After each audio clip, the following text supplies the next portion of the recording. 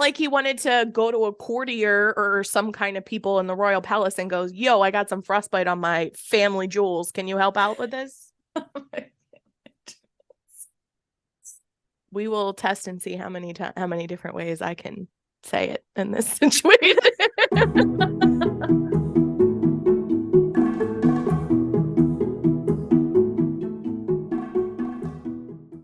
The world feels chaotic and dark right now, and we want to bring a little light.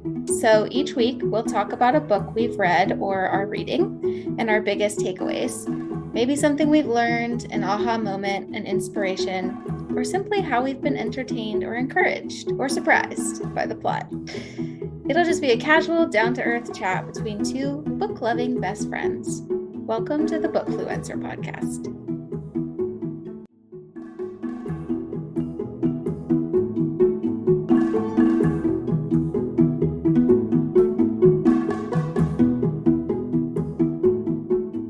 Welcome to the Bookfluencer podcast. We are here for episode 7.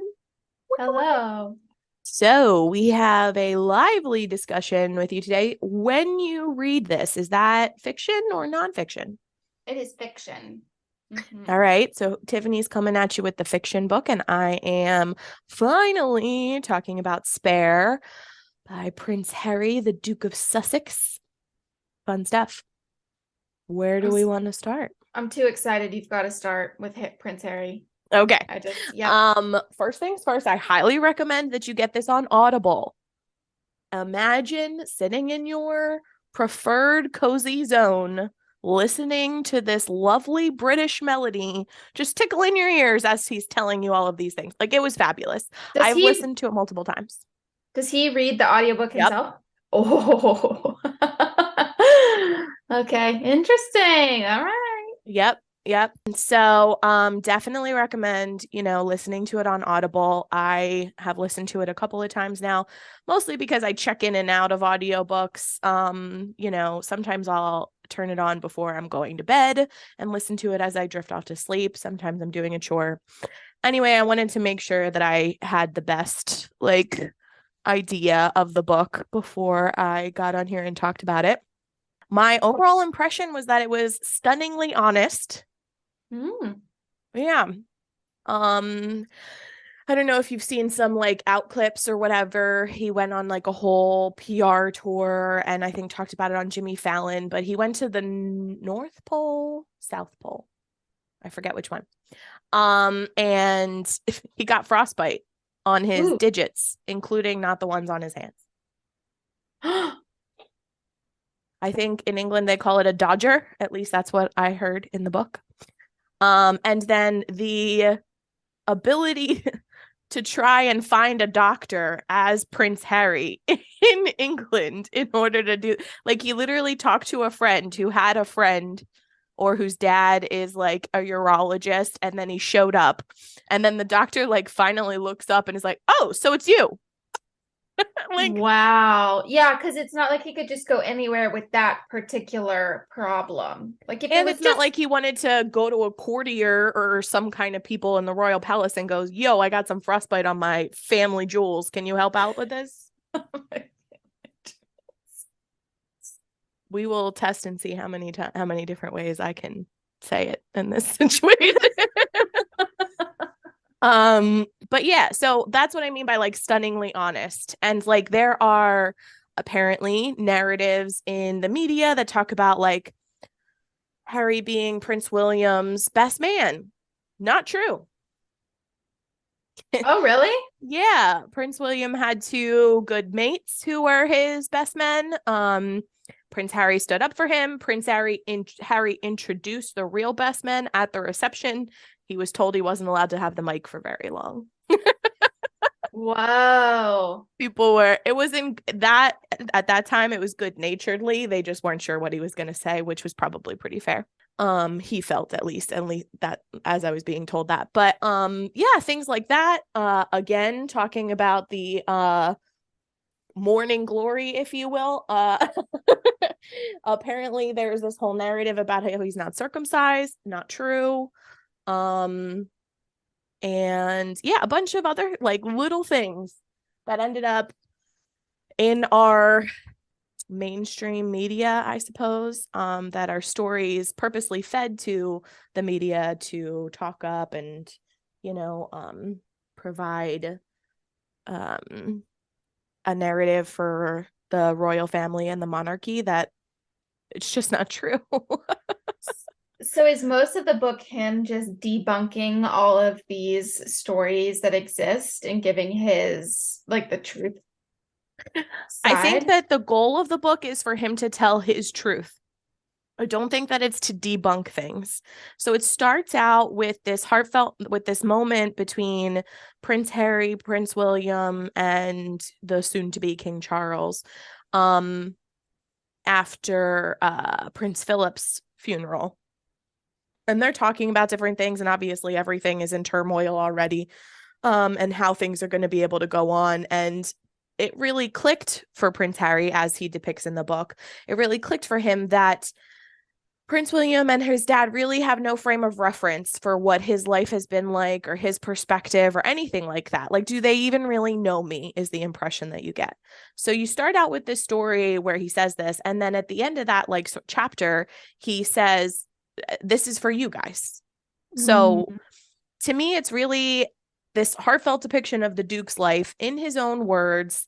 And so that maybe, his family can understand where he's coming from and what's happening, and, maybe conceive of a better way to do it.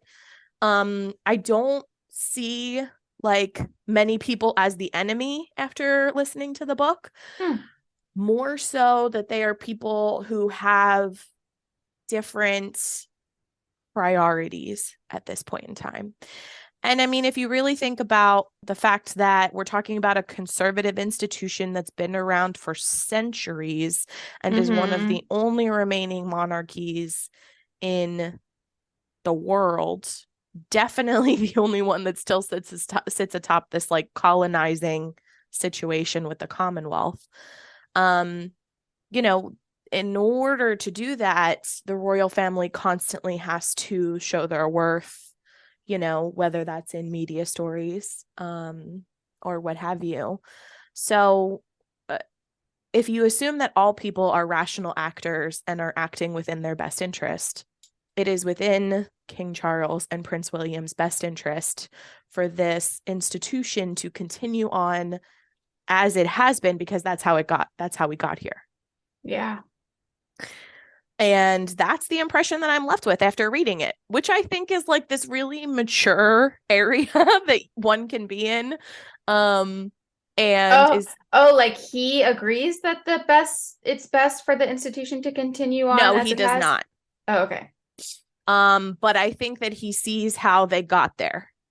Oh, so he's just saying he can like empathize or understand their perspective. Yeah, up to a certain point. He was obviously part of this institution for a really long time. He was fine being the spare. And with the spare, apparently comes the fact that you're the one who's going to get shit talked about you in the newspapers, because it's not going to be your brother. He's got to, command respect by the time he's king. So define spare for me in this context. He's like the extra brother. He's not in line to be the king Right, unless exactly. He's okay. So when back in the day when women are just baby makers, you are meant to produce an heir and a spare. Damn.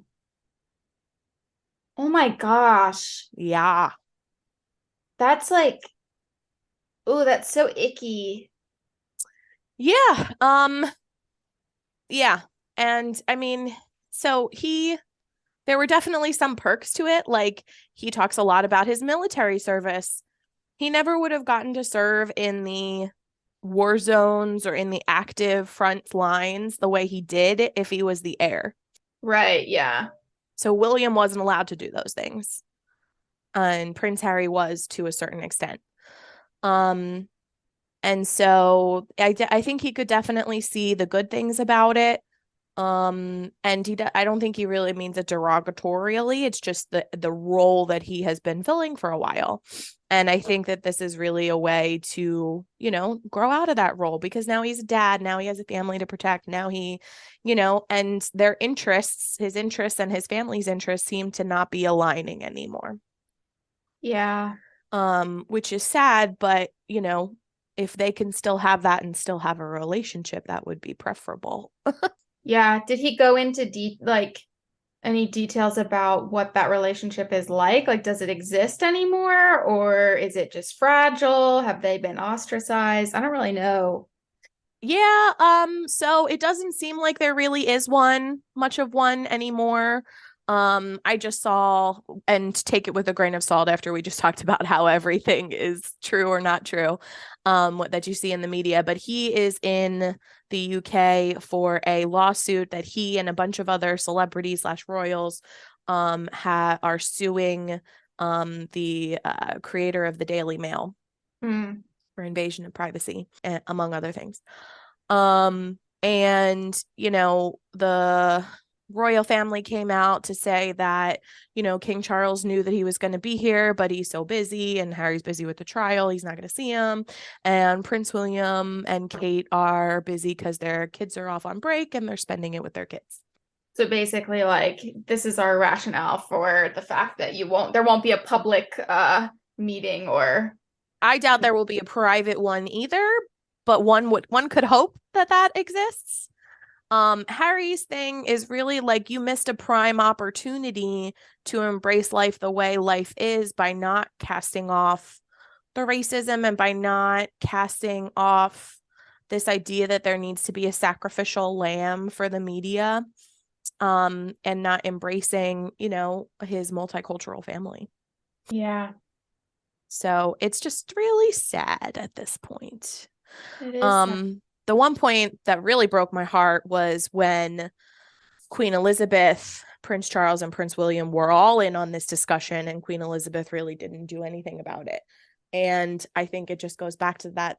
It's a conservative institution. It has to have some kind of, like, you don't get to be a reigning monarch in this family line for this long without, having some rules and having some ways to deal with that. And the impression that I got, and this might just be the story that I told myself in the moment, is that, when you're looking at the future of your monarchy at 75 years on the throne, and, several, not too many decades left on your lifetime, it's really their decision. Yeah.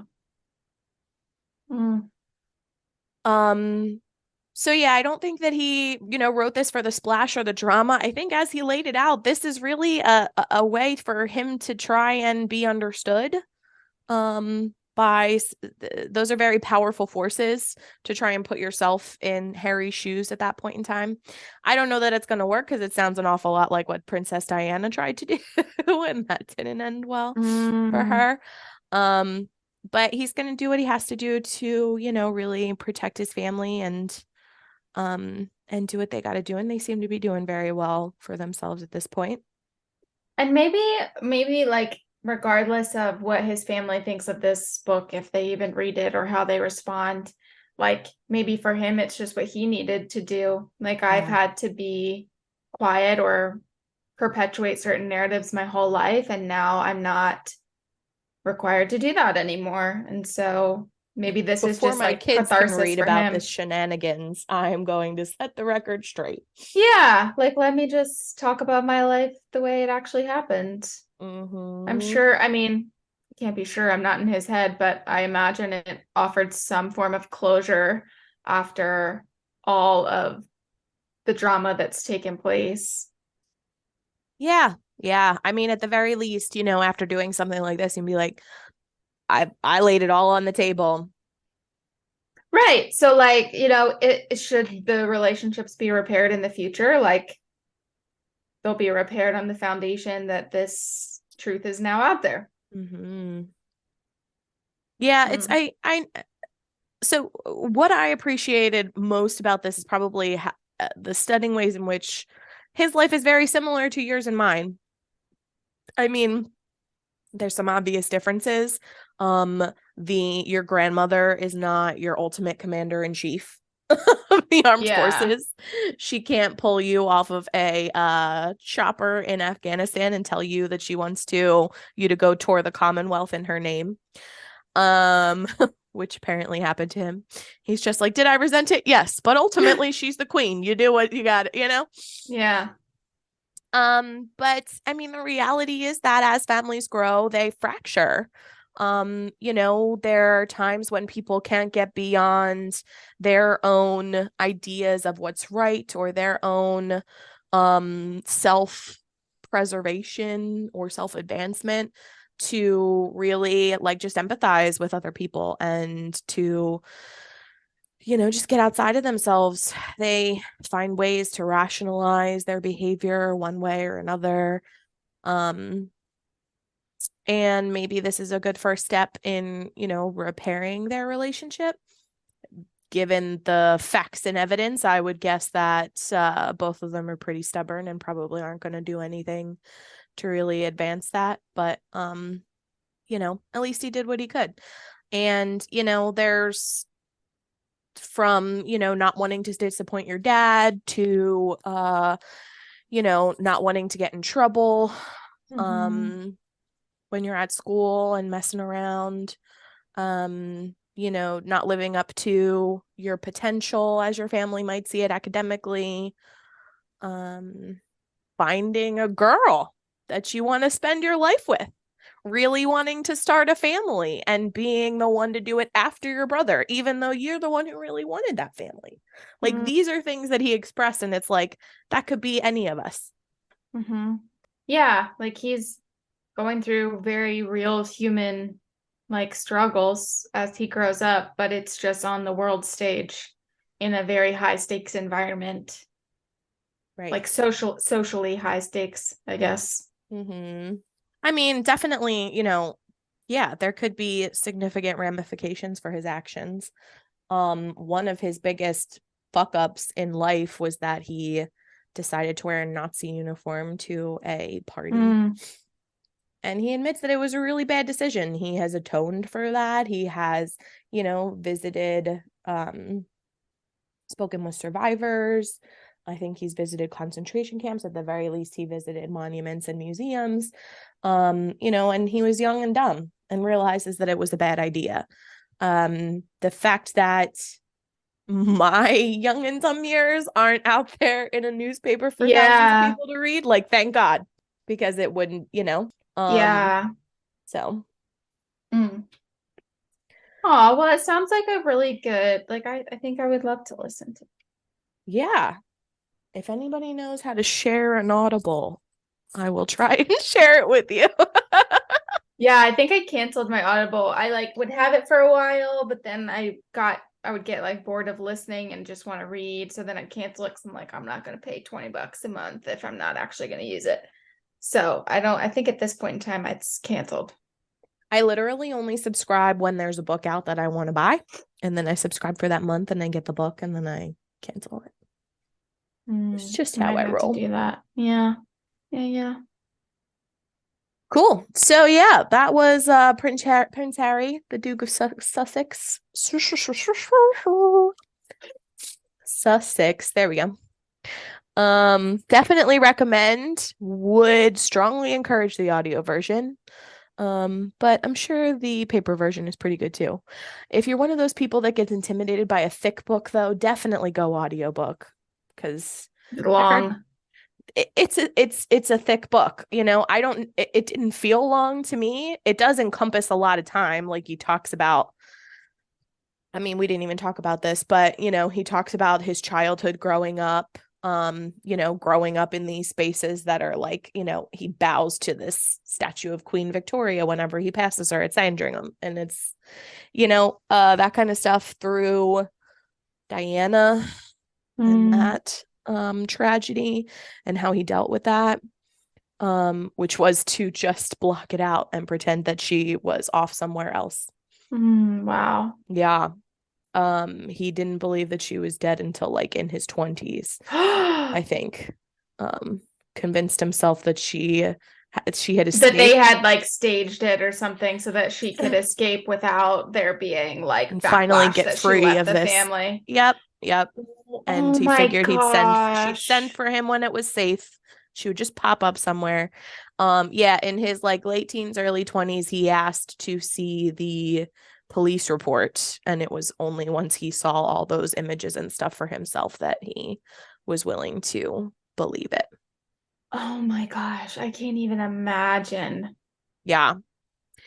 He still has memory issues. Like in order to not deal with that, there are some memories that he just doesn't have right now. He talks about how they're on the other side of this impenetrable wall. Mm. So, all the way through, meeting Megan and marrying her and all of the shenanigans that caused them to decide to separate from the royal family. And so it has a lot of time to it, but he like breaks it up into like little vignettes, and each one's a new chapter. And it feels like, at least when you're listening to it, that one chapter might have only been like a page and a half or something. So anyway, whole thing, don't be intimidated. It's a good book. Just read it. Yeah, it sounds like it. Oh man. Yeah, there's a lot. Wow. Thanks for sharing. You're so welcome. Hopefully All this is a righty. little bit lighter. Well, I mean, kind of. We'll Okay. see. We'll see how you react. So, a little bit of background. The book that I read is called When You Read This by Mary Adkins. And I discovered Mary because, I mean, honestly, I was probably targeted by an ad. She has this program called the Book Incubator. Ooh. She's written 3 novels. And so this book incubator program is sort of like a mentorship of sorts. Like it's a year-long program. You have to apply. And by apply, you just like send a few sentences about who you are and the project you're working on. And I think it's their way of sifting out, like, is this actually a serious writer who wants to bring a work into the world? But anyways, and so the program is supposed to help you like finish your first draft, have revisions, you like have this sort of peer group among the other people in the program, and then they help you like draft your query letter and query agents, and then hopefully, the goal is to sign with an agent. So I applied for the program, and then I was accepted and found out it cost $10,000. And I was like, I'm sorry, no thank you. I will just go it alone, and maybe one day, I will decide to come join you. But anyways, when I found out about her program, she shares in her little like intro video that she sold her first book. So like the advance her agent negotiated for her when she sold her first book was more than $155,000. And she was like a debut novelist. She didn't have like a huge following or anything like that. And so part of me was like, holy shit, like I gotta read this book, right? I was curious, like what kind of debut novelist is getting a 6-figure advance on their first fiction book? And I gotta say, after I read it, I was sort of encouraged. I was like, this can get 6 figures? Okay. I was honestly expecting like freaking Salinger or something for that. Yeah. Yeah, exactly. And it's no Salinger. But so anyways, that's why I picked it. And the premise is interesting. It's a woman our age, so 33. Yeah, Okay. 33. She's diagnosed with a very aggressive form of cancer in like November or December. And then by the following May, she dies. And I don't think I'm giving anything away. I'm pretty sure this is on the jacket. And so the bulk of the story is like the people in her life who are dealing with her loss. Okay. And like how that plays out and how their paths cross as a result of sharing this traumatic event. It's unique. It's different than any other book I've read because it's written all in emails, text threads, and blog posts. Okay. So it's basically 100% dialogue. because everything you read is a message that one person is sending to another in some form. The only exception to that are the blog posts, and it's the woman who dies. Her name is Iris. It's her blog, and so from the time she's diagnosed to the time she dies, she writes these blog posts about her experience, like finding out and how she's processing it, and like, you know, what it's doing to her, questions she has, fears, whatever, reflections. So you have those blog posts interspersed, and then the other two main characters are her boss, where she worked. She was like his secretary / assistant. He works for a PR firm, and her sister, who is a chef. Okay. And those two end up communicating back and forth a lot about Iris's blog, because her last wish, they discover, or her last request, is that her boss publish this blog. Okay. As like a book or something. So that's how he gets in touch with her sister, and they end up talking. And anyways, I will say, like, I got really bored with that format, because before every single email, it's the from smith@simoni.com to Jade, time, date, subject, like this block of text, even if it's a one-line email. So you had this repetitive over and over and over again, and I just got so sick of seeing it.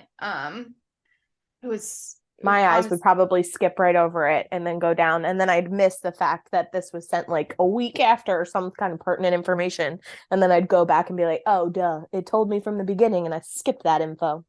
Yeah, I started skipping it too, and then I would just do a quick glance at like the date or the timestamp to see if that was significant in any way, but most of the time it wasn't.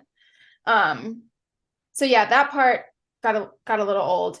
I will say, so I'll just go ahead and tell you, the ending was a little flat.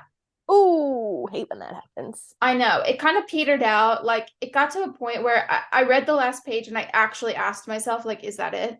Like, this is how it stops. There's a little bit of indifference there, because if I get to the end of a book and it's not the way I want it to end, I'm like, are you so? And it's getting thrown. Yeah. Well, it's like, I don't even know how I thought this would end or how I wanted it to end. Like, the author wrapped up a lot of loose ends that had been created throughout the plot, but it kind of just felt like it was like, oh, okay, like this got solved this way and this got solved this way, and here's what's happening now, and then it was just over. So it felt very anticlimactic, like, I don't know. But that being said, the actual like concept of the book, of like a woman facing her own very imminent mortality and how she deals with that, and how it impacts, like, the impact your life or the loss of your life has on the people ripples around you. Yeah. Just very thought-provoking, you know? It had me wondering, like, if I were to know that my death was impending, you know, would I want to reflect on it publicly? If I did, what would I say? You know, like, how might I do things differently? Would I do anything differently? Would I just live like I wanted to live? You know? Interesting. Yeah. So her blog that she had, it was on this platform called Dying to Blog. Oh, jeez. And it was a community specifically for people who were dying of terminal illnesses. Yeah, to share their stories and stuff. So interesting. Yeah. I think conversely to the questions that you're asking is the inevitability of life. There is an impending death for both of us. Yeah. Yeah, we at this point in our lives just don't know when it is. Yeah, well, I guess, and maybe it's the anxious person that I am, but like, it could come at any day. I could leave my house tomorrow and then not make it home. Like, that's just the way life is. That's true, but how many of us live like how many of us are our days actually impacted by that truth? Versus Right. like So, if your doctor says like you've got 4 to 6 months, period. right. You know what I mean? Right. I would say that my eventual death has a lot to do with a lot of the decisions I make. Maybe not on a regular basis. Like, I'm still gonna have a cheeseburger and a milkshake, even though a heart attack might be what gets me. Um, but on days when I'm stressed out about like my workload and I have between a workload and babysitting Serenity or going to see Leona and Caden, it's easy. They're what matters. They're what I would like to spend my time and be known having done. Yeah. So I guess I may be unique in that anxious personality thing. But a lot of the times when I'm stuck in the thick of it, it's that zooming out and realizing that, all of it. Yeah, that like certain things just don't matter. And Yeah, when you're so zoomed in, it feels big. But then when you remember the that life recent is travel is temporary. probably also a reason why it's like very much on my mind. When I had my last trip, I unfortunately had a cousin pass away right before I left. And so my family was dealing with a lot of death at that time. Um, and my parents are also hella anxious too, and they don't leave the country. So the fact that I'm getting on an airplane, you never know. I Yeah. spend time with my family before I leave, just in case. I know that sounds Yeah. weird. It might be weird. No, I mean, it makes sense. See, when you said inevitability of life, my mind went the other direction of like the people who mourn the loss of a loved one. Like your life continues going on. You wake up, you fall asleep, you wake up, you fall asleep, even after this person ceases to exist in the physical form. Um, That and part so, is the part that makes me not want to breathe. Because, yeah, like, when you think about losing someone and the fact that that will happen, you just can't even conceptualize it. yeah. Yeah, that's the part that trips me up a lot too. Which is sort of like the interesting component that the main character in this story, what she left behind was like this, I don't know, capsule of her thoughts and her words. So it's almost like people had part of her to hold on to. Mm. Um, even though she was gone. And like her boss continued to email her whenever he wanted to talk to her. That's sweet. And yeah, share like what was going on in his life and what he normally would have just like walked over to her cubicle and said. Mm-hmm. So that part I found really relatable, just like how the other characters in this story dealt with their grief. Right. And whether it was like a healthy way of dealing with it or an unhealthy way of dealing with it, and they ebbed and flowed, right? They would make a decision and then turn around and make a different decision and then try to make a better decision and then so I felt like that was a very like Very accurate real. portrayal, yeah, Yeah. I was gonna of say, were how it there any happens. negative portrayals of grief? And I'm glad that there were.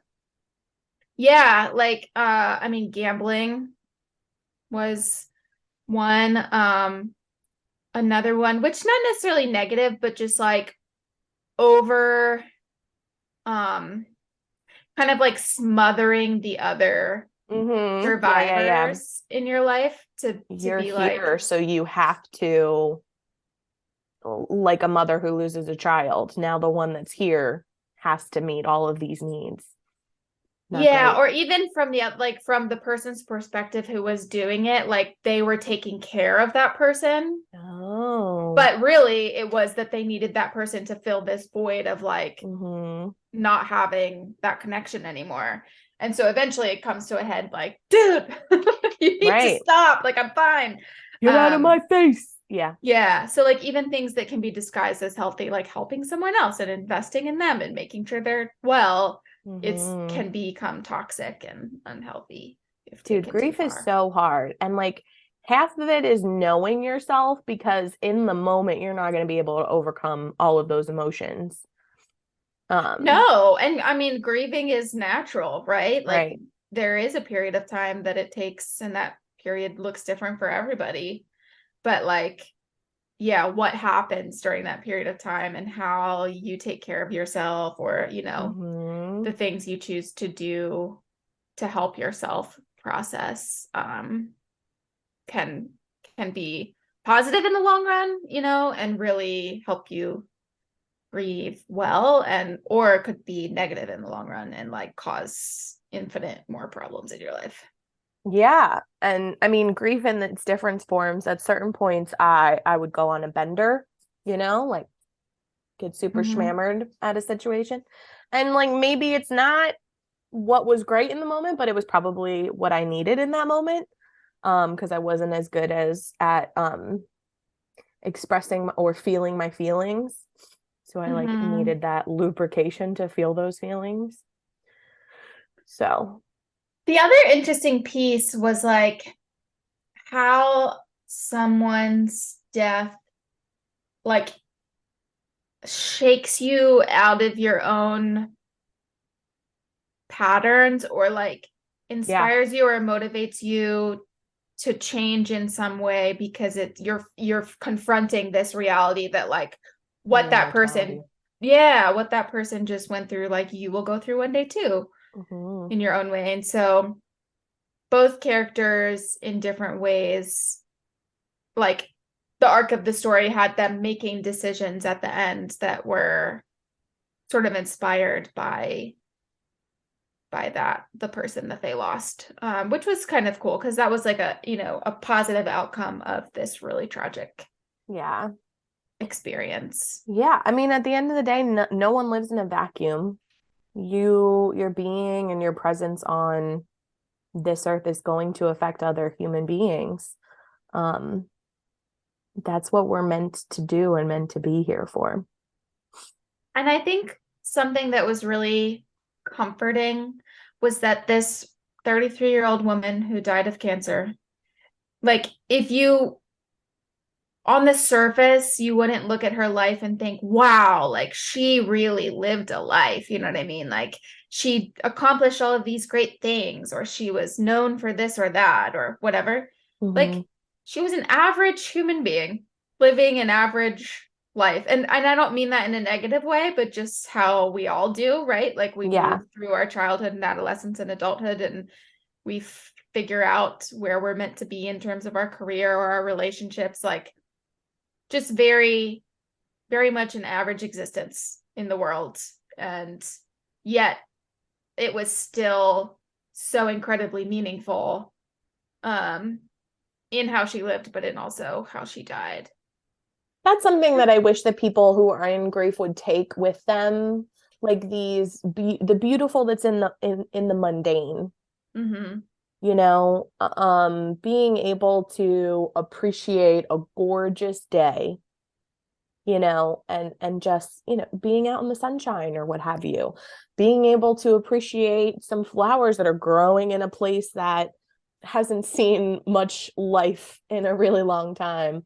Um, Yeah, and even like for this book, the example is like the relationship you have with your boss inside your office. Like they had a very like special, friendly, oh, like good. camaraderie. You know what I Yeah. mean? And that was something that really tied the story together. So yeah, things like that. Like I go to the same place every day to do this job that like I wouldn't call my like calling in life or my true Right. passion or purpose, but there's this like relationship there and this person, and our conversations matter, and the fact that you know we show up every day matters. And Hmm. yeah, just Yeah. little things. Oof, that was a heavy one. Yeah, and I will say though, the book is written in such a way that like there's a lot of levity, there's a lot of humor. Even the person who dies, her blog is humorous and has humorous components. So like it's heavy, but it's also like, you know, portrayed as like just part of life, right? It's not like it's As it super is. dark. Yeah. Right. Yeah. So, I mean, it's an interesting read. It's not that I would not recommend it. Like, I think, especially given how it's written in like the blog slash email slash text style, it was just unique. I'd never read a book like that before. So, It seems like it would be good maybe for a summer read where your attention span might be going in and out. yeah, for sure. Because it's real quick. Like you can skim the pages super fast because some of the emails are like one or two sentences. So you're done with those pages in like 30 seconds. Nice. It's reminding me of this book series that my sister and I read when we were little. I remember the names of the sequels, but not the name of the original one. I think it might have been P.S. Longer Letter Later. And then its companion was like Snail Mail No More. And all of those books were written as letters and then emails between two childhood friends who one of them moved away. That's Yeah. sweet. Yeah, very what do they call it? YA, young adult reading. But yeah, they were really good to the point where I remember the title now. And I'm a person who has bought a book more than once and then started reading it and realized halfway through that I already read it. So it does say something that I remember the title. Yeah. I think the title of this book had me feeling like it was going to be a lot like deeper and more, I don't know what word I'm looking for, more something. And it was not. It was, yeah. More mundane, it sounds like. Yeah. The everyday shenanigans. Yeah. So anyways, I wasn't blown away, but it was well written. She definitely told a story through emails and it was relatable in some ways. And look, it got her $155,000. So clearly she did something right. At least. Perhaps she will make more than that later in royalties.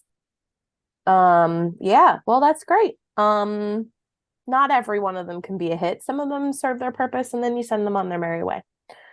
Yeah. Yeah. So do we have any updates? I don't think we do. But not on my side. Fabulous, darling. So mental health moments. I know I said on the last episode, I believe, that I was prepping for a vacation to Vienna. I am now back from that vacation, and I really would like to bring some of the European atmosphere into my life, which to me is going to look like being responsive to the ebbs and flows of my mind and my body without jacking myself up on caffeine or, taking some Advil PMs at the end of the day, really just maximizing my natural rhythms. And taking time to feed my body and work it out as normal. So the synopsis of that is to be more responsive to the ebbs and flows within my life. I like that. And I love that you called it like the European way. That's totally their way. I mean, like, people are just, for example, a popular coffee time to go to the cafe, grab a coffee and a pastry is 3:30, 4 o'clock. We're still working. Yeah. And I do hit an afternoon slump around 3:30 or 4. So coffee and a pastry wouldn't be too bad. I mean, the coffee, I wouldn't sleep later that night. So that's the only issue. But well, they do stay, they seem to stay up later. And also,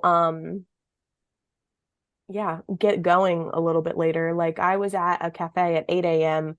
and some company people were coming in for I guess, breakfast meeting at 9 a.m. Oh, okay. 9:30. So there you go. Come on, America. We, as the French say, we were not just born to make money. We're not Americans. Let's not do that either. Yeah. Well, that's great. I support that. Thanks. My mental health moment is just choosing to delete my social media accounts. I chose to do that last week, and it had, I mean, I've like have a love-hate relationship with social media for a while. I think part of it stems from the fact that for many, many years, it's become part of my job. So it's associated with gaining followers and return on investment and engagement and, generating leads and all sorts of businessy things. And sometimes that can become hard to separate. But also, I just noticed that I wasn't feeling great inside my own head after I would spend time looking at content or other people's stories and stuff. So I decided that it's probably best for me to not even have the temptation. Like I've tried to take apps off my phone before or like set time limits, but I just ignore them or like go to the Safari and type it in anyways. So I really wanted to actually cleanse from it. And in order to do that, I just needed to delete it altogether. And I will say I felt like my life expanded immediately after I did it. It was just sort of like this weight, like, oh, I don't have to check in. I don't have to click that button. I don't need to know what somebody else is doing right now. And yeah, it was kind of just like some pressure was relieved. I'm really glad that you got that. Thank you. Yeah, like I clicked if you are an Instapot person, like I clicked the little button on the Instapot and the steam thing went up like, ah. That's kind of how it felt. That's awesome. Yeah. Definitely when you get to the point where you're thinking that, an interaction on social media is something that you have to do, or thinking that anything that you see on there is real life, take a step away. Yeah, it's almost like for me, I can recognize that a lot of it is a like highlight reel, but that doesn't change how like my body feels about it. Do you know what I mean? It's like this disconnect between knowing that's the truth, but then like what it actually causes me to feel viscerally.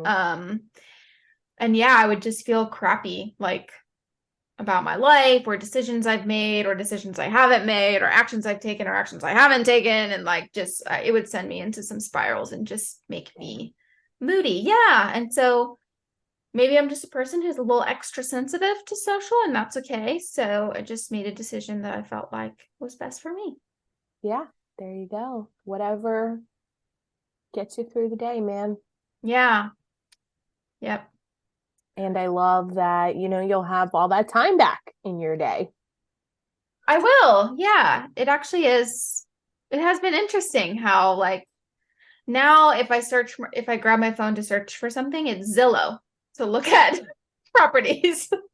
Yep. I'm like, that's the little dopamine hit that I'm replacing with the replacing social media with. So.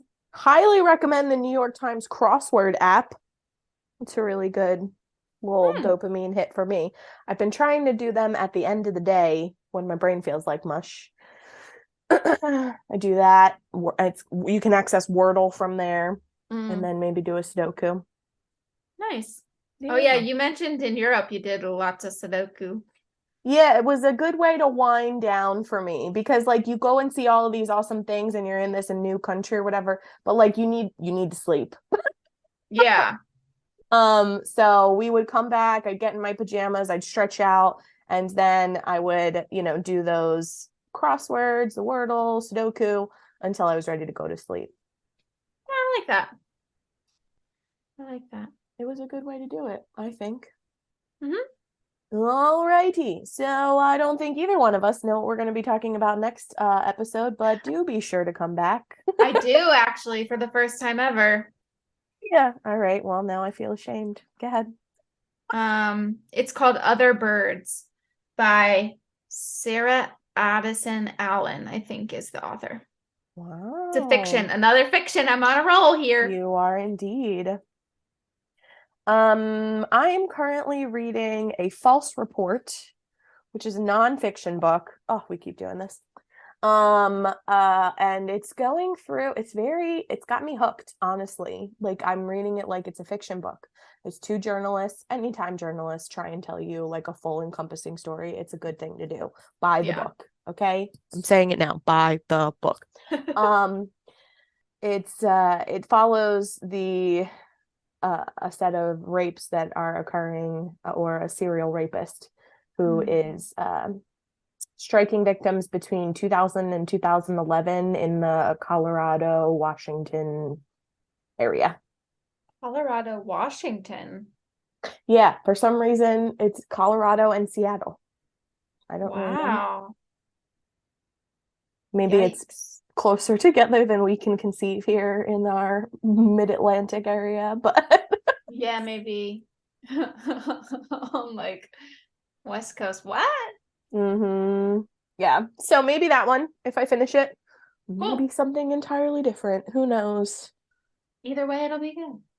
I did get one more last Vienna shout out. My go-to souvenir for myself over the last 2 trips has been to seek out a bookstore and get a author from that country. So I got 2 books because I couldn't decide. One of them was a little bit heavier, but I really wanted to read, and the other one was a fiction book from by Austrian authors. So hopefully we'll talk about that in the future. That's really cool. That's a great souvenir. Thank you. I think so. All right, everybody, make sure you come back. Read more books. Read more books. Bye-bye.